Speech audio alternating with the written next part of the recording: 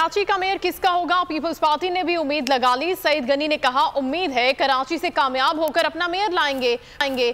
Peoples party भरपूर अंदाज में बल्दियाती इंतखाबात लड़ रही है। हल्का बंदियां और इलेक्शन कराना इलेक्शन कमीशन का काम है, हमारा नहीं। कराची में इलेक्शन के लिए माहौल साजगार है।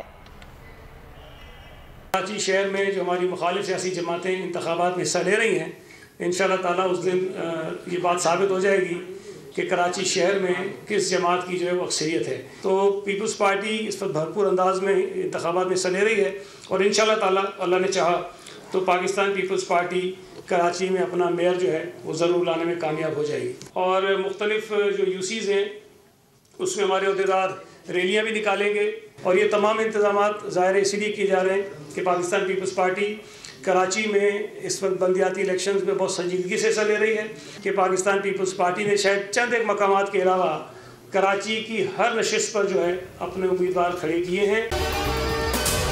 अगर आपको ये वीडियो पसंद आई है तो हमारे चैनल को सब्सक्राइब करें और बेल आइकन को प्रेस करें।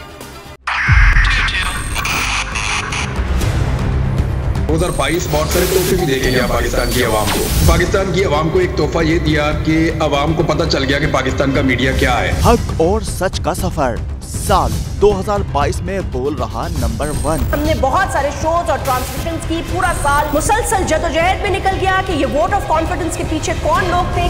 तोड़े रेटिंग के सभी रिकॉर्ड। सोशल मीडिया पर भी सबसे ज्यादा तेजी से 2.4 बिलियन व्यूज का संगे मील अबूर किया।